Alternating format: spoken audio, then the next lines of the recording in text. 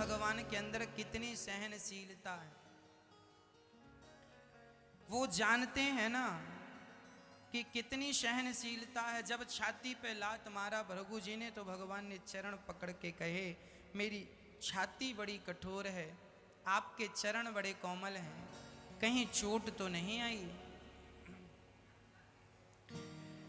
कृपा कितनी करते हैं शरणागतों पे, हाँ शरणागतों पे। बता सकते हैं यदि मिलेंगे विभीषण, हाँ मिलेंगे विभीषण। पतितों को पावन वो कैसे बनाते, जटायु सरिस मांसा हारी से पूछो। कभी जटायु जी मिले तो पूछ लेना कि मांसाहारी पक्षियों पर भी भगवान की कृपा हुई है। कभी विभीषण जी मिले तो पूछ लेना कि दुश्मन के भाई को कोई गले लगाता है, पर राम जी ने गले लगाया।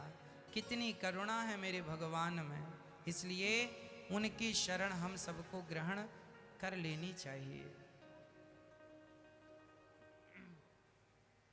तो भगवान ही सत्य हैं, ईश्वर ही सत्य हैं, ईश्वर ही चित मीन्स प्रकाशवान, ईश्वर ही आनंद के सागर।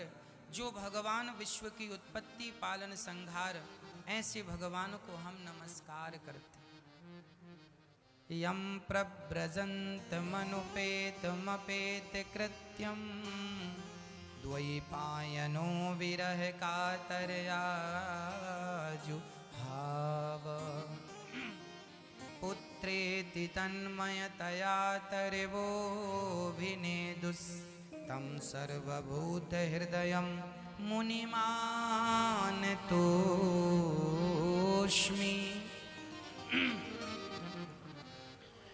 भगवान सुखदेव जी का जन्म हुआ और जन्म लेते ही वो सन्यास लेने के लिए निकल पड़े। अच्छा, घर परिवार में ज्यादा दिन नहीं रहना चाहिए। अच्छा महाराज जी, ज्यादा क्यों? थोड़ा चलते फिरते रहना चाहिए। भाई गंगा का पानी भी यदि एक जगह गड्ढे में भर जाए तो वह गंगा का पानी भी अशुद्ध हो जाता, हाँ या ना? इसलिए एक गड्ढे में ना रहो। फिर कहाँ कहाँ जाएं? थोड़े दिन के लिए अयोध्या जाया करो, सरयू स्नान किया करो। थोड़े दिन के लिए जगन्नाथ जी जाया करो, जगन्नाथ जी का दर्शन किया करो। थोड़े दिन के लिए वृंदावन आया करो, बिहारी जी का दर्शन किया करो। थोड़े दिन के लिए द्वारिका जाया करो, द्वारिका जी का धीश जी का दर्शन किया करो। थोड़ी दिन के लिए 6 माह के लिए वहाँ चले जाया करो, बद्रीनाथ जी केदारनाथ जी। भगवान का चिंतन हुआ करेगा। अब दिन भर घर में ही पड़े रहते हो, बच्चे बड़े बड़े हो गए, काम धाम सब संभाल लिया, तुम्हारा कोई काम है नहीं, तीर्थ यात्रा करने जाना चाहिए पर मन निकलते नहीं घर से। नहीं घर में हमारे बिना क्या होगा, घर में अच्छा तुम्हारे बिना कुछ नहीं होगा। वाह वाह वाह, ये लोगों का बड़ा अज्ञान है। उनको लगता है हमारे बिना कैसे काम चलेगा। कई लोग इसलिए घर छोड़ के नहीं जाते कि हमारे बिना कैसे होगा। इनका तो मरने का भी मन नहीं है, वो तो यमराज जी जबरदस्ती ले जाते हैं, चल। यदि यमराज जी अपने मन से कह दें अपने मन से मरना तो कोई ना मरे, कोई मरे ही नहीं, बूढ़े बूढ़े ना मरे। एक बूढ़ी मैया बड़ी परेशान थी, 95 साल की उम्र थी। जो भी जाए सब कहें हे भगवान उठा लो, तो वो सब पे नाराज, क्यों हम तुम्हारे बाप का खाती हैं, क्यों उठा लो? जब देखो मुंह उठाए चले आए, उठा लो उठा लो। क्यों उठा लो? हम अपना खा रहे हैं, अपना जी रहे हैं, तुम्हें बड़ी चिंता है हमारी, क्यों उठा लो? मरने की स्थिति थी तो लोग कहते थे भगवान उठा लो, तो वो नाराज होती थी, क्यों उठा लो? कहने का तात्पर्य यह है कि भगवान यदि तुम्हें इच्छा मृत्यु का वरदान दे दें तो आदमी कभी मरे ही ना। आप सब चाहते हैं ना कि हम ना मरें, लेकिन ऐसा नहीं होगा। ऐसा नहीं होगा, एक ना एक दिन मरना पड़ेगा। इसलिए हम तो कहते हैं अभी से तैयारियां चालू कर दो मरने की, पैकिंग शुरू। पुण्य पैक कर लो, अच्छाइयाँ पैक कर लो, हाँ जो बुराइयां हैं उन्हें निकाल निकाल फेंक दो, यही तैयारी है। अब वहाँ के लिए गुजिया लड़ुआ ना बनाने लग जाना कि महाराज जी ने कहा है तो चलो गुजिया बनने लगे, लड्डू बनने लगे। ये सब काम नहीं आएगा वहाँ। तो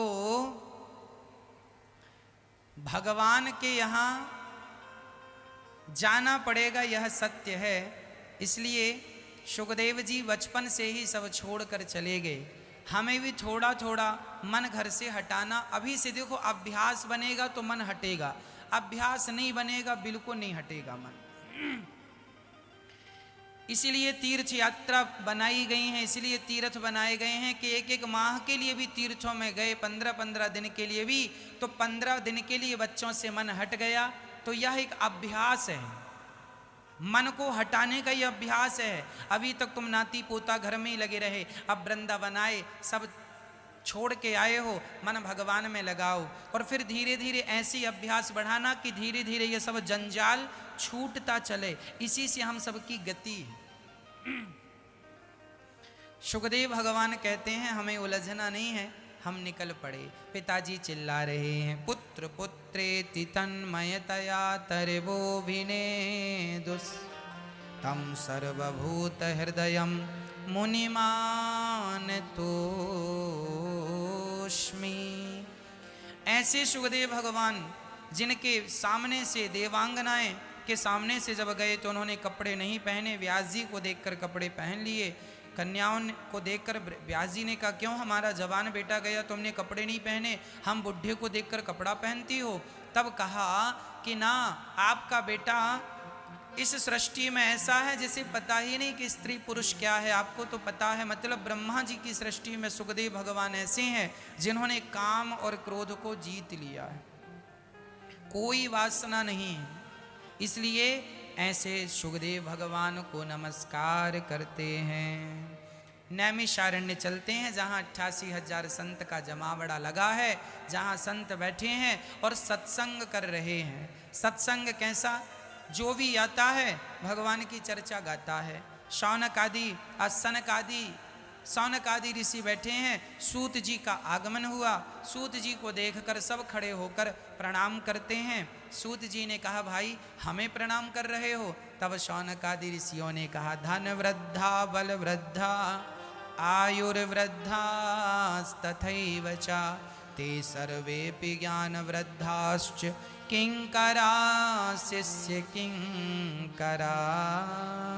कोई बल में बड़े होते हैं तो बलवान कहलाते हैं, धन में बड़े होते हैं तो धनवान कहलाते हैं, पर जो ज्ञान में बड़े होते हैं वह सबसे बड़े माने जाते हैं। चाहे वह बच्चा ही क्यों ना हो, पर ज्ञान में बड़ा है तो वह सर्ववंदनीय, सर्व पूज्य, सब पूज सकते हैं। ज्ञान की सब जगह पूजा है, इसलिए ज्ञान हासिल करना चाहिए।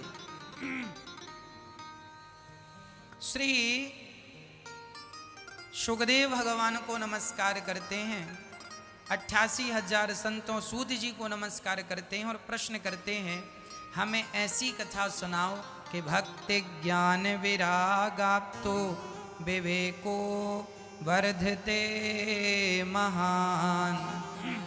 हमें ऐसी कथा सुनाइए, हमारी भक्ति बढ़ जाए, हमारा ज्ञान बढ़ जाए, हमारा वैराग्य बढ़ जाए। अच्छा, कथा सुनने से क्या बढ़ता है? ज्ञान, भक्ति। इसलिए हमें अपना ज्ञान बढ़ाना हो तो कथा सुनना स्टार्ट कर देना चाहिए। कथा से भक्ति बढ़ती है, ज्ञान बढ़ता है। अच्छा ये बताओ, आप लोगों ने जब घर में टीवी के माध्यम से कथा सुनी तो कथा सुन सुन के ही आपकी भक्ति बढ़ी कि नहीं? बढ़ी ना? तो कथा ही तो भक्ति बढ़ाती है। भक्ति ज्ञान विराग आप तो। अच्छा, केवल भक्ति नहीं मेरी माँ, आपका नॉलेज, आपका ज्ञान भी कथा से बढ़ा कि नहीं? हाँ या ना? फिर कथा भक्ति बढ़ाती है, कथा ज्ञान बढ़ाती है। और देखो कथा ने आपको वैराग्य भी बढ़ा दिया, सब छोड़ छाड़ के आप वृंदावन आ गए, यही तो वैराग्य है, ये तो वैराग्य है। मतलब भागवत सब देती हैं, भक्ति ज्ञान विराग आप तो, और इतना ही नहीं, विवेको वर्धते महान। अच्छा मैया ये विवेक क्या है? विवेक जानती हो? नहीं, हम बता दें। गोस्वामी जी कह रहे हैं, बिनु सत्संग विवेक ना होई। ज्ञान सबके पास होता है, बुद्धि देखो, ज्ञान तो चींटी के पास भी है। चींटी के पास ज्ञान ना होता तो लाइन पर ना चलती। चींटियां बिल्कुल सीधी लाइन पर चलती हैं, मतलब ज्ञान है, खाने का ज्ञान है उन्हें। बच्चे पैदा, वो भी तो अंडा रखती है चींटी, उन्हें भी तो बच्चा पैदा करने का ज्ञान है। ज्ञान नहीं होता तो बच्चे पैदा कैसे कर लेते? ज्ञान है। चिड़िया को भी ज्ञान होता है, वो भी घोंसला बना लेती है। किसी यूनिवर्सिटी में पढ़ने नहीं गई, इतना बढ़िया वाटरप्रूफ घोंसला बनाती है, एक बूंद पानी अंदर नहीं जाता। परमात्मा जिसे पढ़ाए उसे फिर पढ़ने की कहाँ जरूरत है। मूकम करोति वाचालम। एक होता है इंसान का पढ़ाया, एक होता है भगवान का पढ़ाया। जो भगवान का पढ़ाया होता है उसे फिर कोई नहीं पढ़ा सकता, वह सबको ही पढ़ाता है, क्योंकि उसे ईश्वर ने पढ़ाया। इसलिए सुखदेव भगवान भगवान के पढ़ाए हैं, सामान्य व्यक्ति नहीं है। तो किसी यूनिवर्सिटी में चिड़िया पढ़ने नहीं गई, पर नॉलेज पूरा है। तात्पर्य यह है कि जो व्यक्ति अपने आप को सत्संग से जोड़ देता है, वह पूर्ण रूप से जो कहता है वह सत्य होता है। जो भगवान में समर्पित है वह जो कहेगा वह सत्य ही कहेगा, असत्य कह नहीं सकता। इसलिए समर्पण जरूरी है। भागवत में भक्ति भी है, ज्ञान भी है और वैराग्य भी है। ये विवेक क्या है वो हम आपसे चर्चा कर रहे थे। विवेक क्या है वो सुनिएगा। ज्ञान तो चींटी को भी है, नॉलेज तो चींटी को भी है, चिड़िया को भी है, पर उसके पास विवेक नहीं। अच्छा ये विवेक चीज क्या है? सुन लो। यह मेरी सास है, यदि बहू कहे कि यह महिला मेरी सास है तो ये बहू बुद्धिमान है। ये बुद्धि है कि आप सास के रूप में एक्सेप्ट कर रही हो। परंतु बहू कहे कि ये सास नहीं, वृद्ध तो भगवान के तुल्य है, भगवान ही इस रूप में है। जो अपनी सास को भगवान के रूप में देखे वह बहू विवेकशील बहू मानी जाएगी। जो बेटा कहे कि ये मेरी माँ है और ये मेरा पिता है, वह बेटा बुद्धिमान है। बुद्धि कहती है ये मेरा पिता है, ये मेरी माँ है, पर विवेक ऐसा नहीं कहता। विवेकशील व्यक्ति ऐसी बातें नहीं करेगा। विवेक तो यही कहेगा, विवेकशील प्राणी, विवेकशील व्यक्ति कहेगा ये मेरी माता पिता नहीं, भगवान ही मेरे सामने माँ बाप के रूप में बैठे हैं। वह भगवान कहकर पुकारेगा, भगवान के दर्जे से देखेगा, भगवान की दृष्टि से देखेगा। यह विवेक, जिनका विवेक जाग जाता है वह बहुत बहुत मैच्योर हो जाते हैं, समझदार हो जाते हैं। उन्हें फिर समझाने की ज़रूरत नहीं है। जो अपना निर्णय स्वयं ले सकें और अपने निर्णय से औरों को भी आनंदित कर सकें, वह विवेकशील लोग माने जाते हैं। स्वामी विवेकानंद को विवेकानंद क्यों कहते हैं? क्योंकि उनका विवेक जाग गया।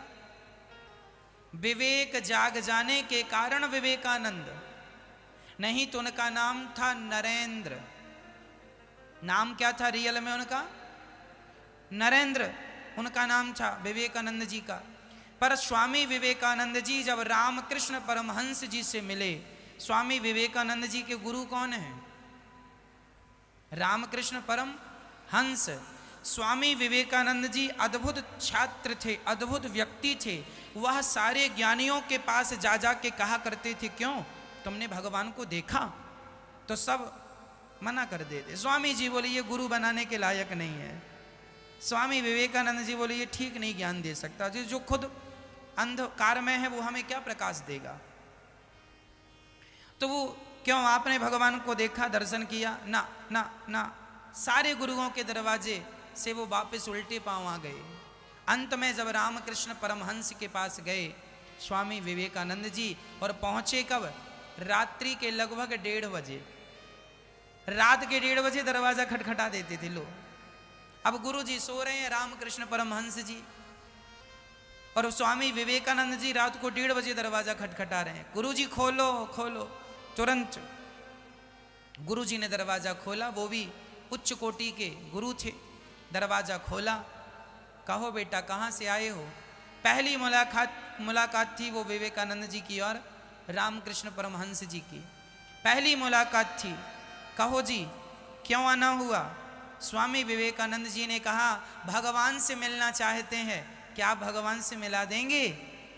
रामकृष्ण परमहंस जी ने तुरंत विवेकानंद जी के बाल पकड़ लिए, बाल पकड़ के बोले ये बता अब भी मिलना चाहेगा कि 10 मिनट बाद मिलाऊं? अब भी चाहेगा? अब भी मिलाता हूं, चल। खींच के ले आए।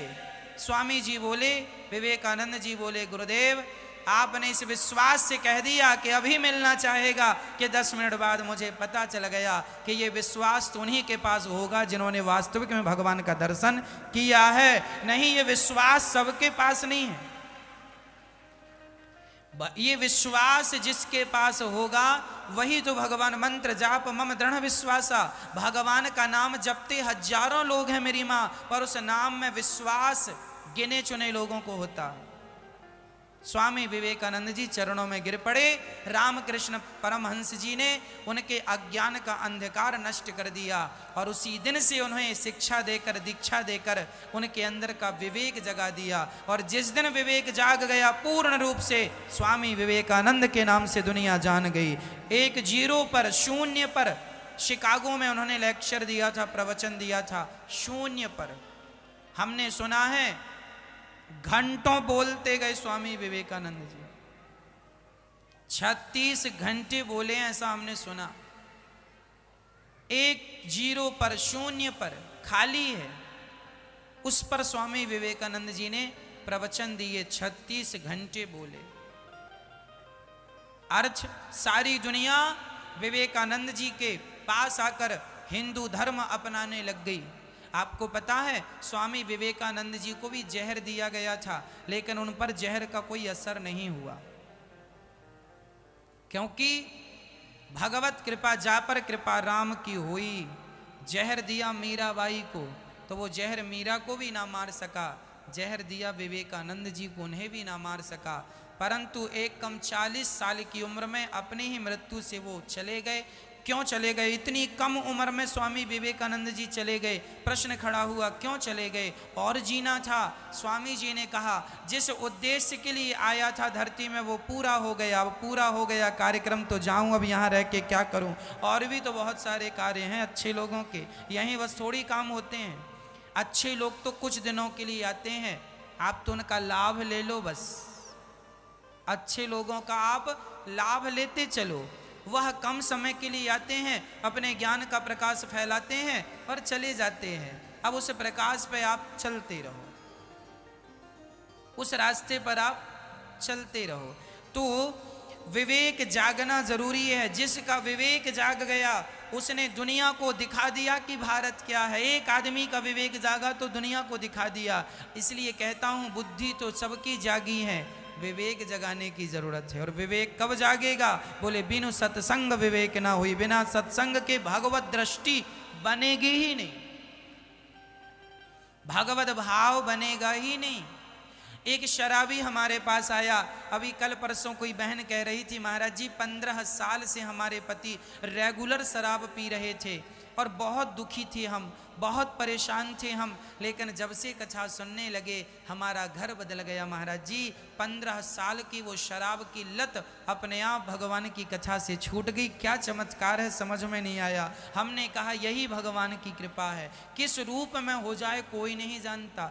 एक मैं गारंटी लेता हूँ मेरी माँ, कितना भी बड़ा शराबी हो, उसे 7 दिन के लिए कथा में बिठाल दो। जिस दिन से वो कथा में बैठेगा, कथा ध्यान से सुनेगा, सुनकर समझ लेगा, तो मैं विश्वास दिलाता हूँ कि वह शराब की लत से छूटकर वह एक अच्छा व्यक्ति बन जाएगा, एक अच्छा समाज सेवी बन जाएगा, उसके अंदर विवेक जाग जाएगा। बिगड़े से बिगड़े आदमी को आप बिठाल दीजिए हमारे सामने, भागवत जी का ये प्रभाव है। भागवत जी सुधार देती हैं, हृदय परिवर्तित कर देती हैं। भागवत जी क्या करती हैं? हृदय को परिवर्तित करती हैं। आप कितना बढ़िया हृदय परिवर्तित, अपना आप गलत रास्ते पर है ना, पर भागवत सुन लीजिए, आप अपने आप सही रहा, आपको पता ही नहीं चलेगा मैं कब आ गया। अभी मुझे एक मैया बता रही थी कि महाराज जी मुझे कोरोना हो गया था, डॉक्टरों ने मना कर दिया था, बोले 19 और 20 इन्फेक्शन चला गया था, 20 पार कर जाता था इन्फेक्शन तो वो मृत्यु के करीब था, उसे बचाना डॉक्टरों के बस में नहीं था। मैया मुझे बता रही थी कल या परसों, पता नहीं वो यहाँ बैठी हैं कि नहीं, तो वो मैया कह रही थी महाराज जी मैं बिल्कुल, डॉक्टरों ने कह दिया था मर जाएंगे, अब इसे बचाया नहीं जा सकता, इन्फेक्शन ज़्यादा है, कोरोना बहुत ज़्यादा है। तो मैं घर आई और घर में एक कमरे में बंद थी। हमने अपने बच्चों से कहा कि हमें बस कथा लगा दो, 2:30 से 6 बजे तक कथा चलती थी, तो उसे लग रहा था मरना तो है ही, कथा सुनते चलें। तो उसने कथा सुनी और देखो भगवान की कथा का चमत्कार, जिनके नाम के बल पर पत्थर नहीं डूबे उनका भक्त भला कैसे डूब जाए। कथा का आश्रय लिया, 2 दिन तक वह बेहोश सी रही मैया, पर कथा 2 दिन की सुन के तीसरे दिन की कथा जब सुनी, कहती हैं महाराज जी मैं तो केवल आपका धन्यवाद, 2 दिन पहले आई, महाराज जी मैं आपका धन्यवाद देने आई हूँ, मेरे प्राणों की रक्षा तो भगवान की कथा ने की, मैं बच गई और देखो आज आपके सामने आई। डॉक्टरों ने मना कर दिया था पर मैंने कथा का आश्रय लिया तो देखो मैं बच गई। मुझे भूख भी लगने लगी, प्यास भी लगने लगी और धीरे धीरे फिर कोरोना ठीक हो गया, मैं बिल्कुल नेगेटिव हो गई, रिपोर्ट नेगेटिव आई और मैं स्वस्थ होके आज मैं धन्यवाद देने आई हूँ। मुझे नहीं पता कि भागवत जी डॉक्टर हैं कि नहीं, लेकिन ये ज़रूर पता है कि डॉक्टरों को बनाने वाले भगवान इस भागवत जी में समाये हैं। इस दुनिया को बनाने वाला परमात्मा इसमें समाया है। वह परमात्मा चाहे तो सब कुछ हो सकता है। Nothing is impossible, everything is possible. क्या संभव है भगवान के लिए? इसलिए भगवान पर विश्वास रखना, वो विश्वास भगवान टूटने नहीं देंगे, ये मेरा विश्वास है। मैं कुछ नहीं जानता, मैं केवल भगवान पर विश्वास करना जानता हूँ। यदि मैंने विश्वास किया है भगवान पर तो भगवान का धर्म है कि वो मेरे विश्वास की रक्षा करें। ये यथा माम प्रपद्यन्ते तांस तथैव भजाम्यहम्, भागवत जी में लिखा है योगक्षेमं वहाम्यहम्। जो मेरी भक्ति करता है, जो मुझ में समर्पण कर देता है, उसकी रक्षा करना मेरा धर्म होता है। आपको क्या लगता है, रावण ने मेघनाथ ने जब लक्ष्मण जी को शक्ति मारी तो लक्ष्मण जी को शक्ति लगी? आपको ये सब वाक्य पता है, लेकिन आपको ये बात कम लोगों को जानकारी है कि रावण ने जो शक्ति लक्ष्मण जी को मारी थी, वो शक्ति लक्ष्मण जी को नहीं मारी थी, वह शक्ति मेघनाथ ने विभीषण को मारी थी। अरे विभीषण को, हाँ, रावण और मेघनाथ दोनों चाहते थे कि विभीषण मर जाए, क्योंकि विभीषण के पास ही लंका का सारा राज था ना। आज भी कहावत कहते ना, घर का भेदी लंका ढाहे, आज भी तो कहावत है। विभीषण के पास लंका की पोल थी। कुंभकर्ण, रावण और मेघनाथ की कमजोरी किसके पास थी? विभीषण। तो मेघनाथ ने जो शक्ति चलाई वो लक्ष्मण जी के लिए नहीं चलाई थी, एक्चुअली वह शक्ति उसने विभीषण के लिए चलाई। फिर लक्ष्मण जी को लगी क्यों? क्योंकि लक्ष्मण जी ने देखा कि ये विभीषण को मार रहा है, यदि विभीषण मर गए तो राम पर इन्होंने विश्वास किया है और राम की शरण में जो आ गया है उसकी रक्षा तो मैं अपने प्राण देकर भी करूंगा। इसलिए लक्ष्मण जी बीच में आ गए और वह शक्ति मेघनाथ ने जो चलाई वह विभीषण को ना लग के श्री लक्ष्मण जी को लगी। लक्ष्मण जी कहते हैं मैं मरूं तो मर जाऊं, पर मेरे राम की शरण में जो आ गया है मैं उसे मरने नहीं दे सकता। उसकी रक्षा तो भगवान भी करते हैं। और श्री आचार्य जी, आचार्य कौन? लक्ष्मण जी हमारे आचार्य हैं, श्री रामानुजाचार्य। भगवान रक्षा तो करते हैं लेकिन हमारे आचार्य जन भी हमारी रक्षा करते हैं, हमारे गुरु जन भी हमारी रक्षा करते हैं। इसलिए भगवान की शरण में जाने के पूर्व हमें आचार्यों की शरण में जाना चाहिए, गुरुजनों की शरण में जाना चाहिए। धन्य है लक्ष्मण जी जो एक भक्त का विश्वास टूटने नहीं देते। इसलिए मैं आपसे सिर्फ इतनी प्रार्थना करता हूं कि तुम भगवान पर पूरा विश्वास रखो, केवल विश्वास करना सीखो। यदि विश्वास तुमने पूरा किया है तो भगवान उस विश्वास को टूटने नहीं देंगे, ये मेरी गारंटी है।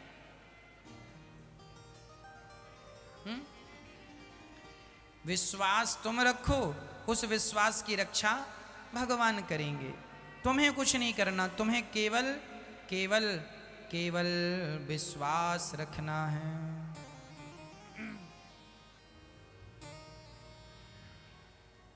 हमारी प्रार्थना बेकार नहीं होगी।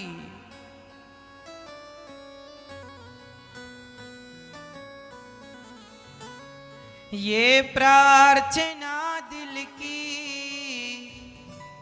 बेकार नहीं होगी, पूरा है भरोसा मेरी हार नहीं होगी।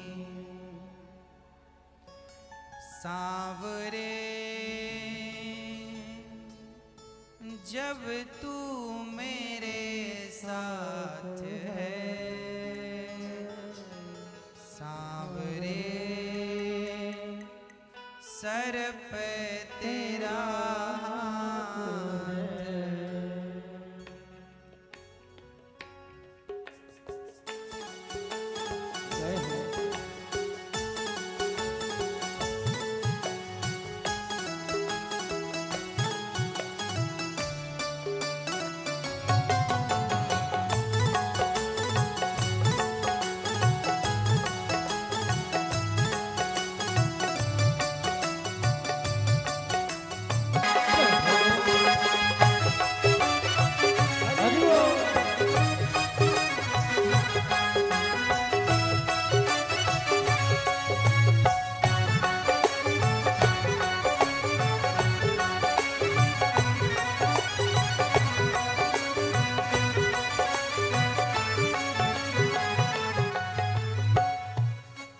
विश्वास नानिया द्रौपदी कर मिलाया, बहना का भाई बन खुद सांवरा आया, बहना का भाई खुद सांवरा आया। विश्वास नानिया द्रौपदी का रंग लाया, बहना का भाई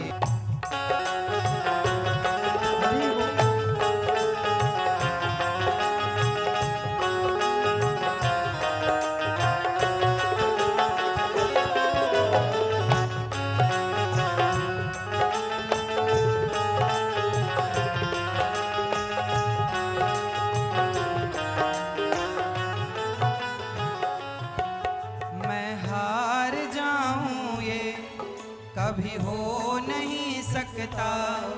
बेटा अगर दुख में पिता सो नहीं सकता, मैं हार जाऊं ये कभी हो नहीं सकता। बेटा अगर दुख में पिता सो नहीं सकता। यदि बेटा तकलीफ में है तो पिता सोएगा कैसे? हम सब बेटे हैं, और पिता भगवान है। इसलिए मैं हार जाऊं ये कभी हो नहीं सकता। हरि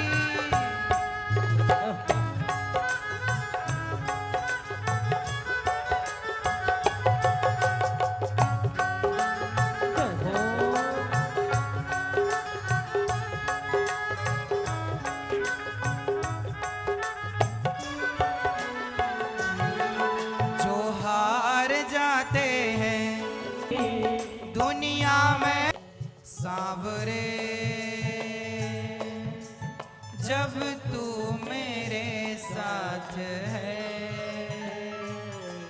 सांवरे सर पे तेरा हाथ है। विश्वास नानी का द्रौपदी का रंग लाया, बहना का भाई बन खुद सांवरा आया। बहना का भाई खुद सांवरा, विश्वास नानी का। ये नानी कौन है? नरसिंह मेहता की बेटी। उस बेटी का ना ये भाई बने भगवान, और दूसरी द्रौपदी जिसकी लाज भगवान ने बचाई। विश्वास नानी का द्रौपदी का रंग लाया, बहना का भाई बन खुद सांवरा। तुम्हारा भाई बनने को तैयार हैं, पर तुम उसकी बहन तो बन जाओ। जब द्रौपदी ने पुकारा, कहाँ जा छिपे हो प्यारे कन्हैया, यहाँ लाज मेरी लुटी जा रही। दुशासन के हाथों तेरी द्रौपदी की सभा बीच साड़ी खींची जा रही है। कहाँ जा छिपे हो प्यारे कन्हैया, यहाँ लाज मेरी लुटी जा रही है। कहाँ जा छिपे हो। गुरु द्रोण बोलो पिता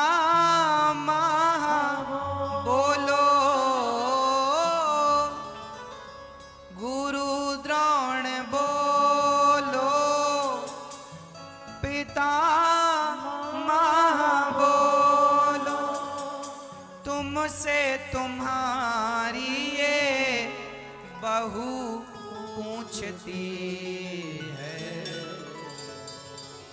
पांचों पति आज बैठे सभा में, महलों की रानी लुटी जा रही है। कहाँ जा छिपे हो। जब कोई नहीं आया, द्रौपदी को बड़ा बल था मेरे पति आएंगे, नहीं आए। गुरुजी आओ, जो कोई नहीं। तब दोनों हाथ खड़े किए, आओ कन्हैया आओ मुरारी, तुमको पुकारे ये बहना देखो जरा ये हालत हमारी, बहना तुम्हारी लुटी जा रही है, कहाँ जा छिपे हो। जिन्होंने कभी मेरी सूरत ना देखी, जिन्होंने कभी मेरी सूरत ना देखी, वो देखेंगे आज बदन मेरा नंगा। जुआ में पति जी मेरे हारे हैं बाजी, महलों की रानी लुटी जा रही है, कहाँ जा छिपे हो।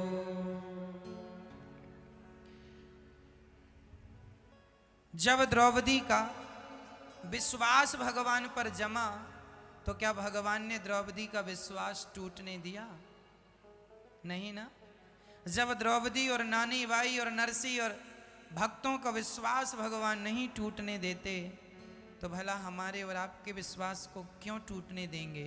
भगवान कहते हैं तुम विश्वास करो तो। आज विडंबना किसकी है? विश्वास की।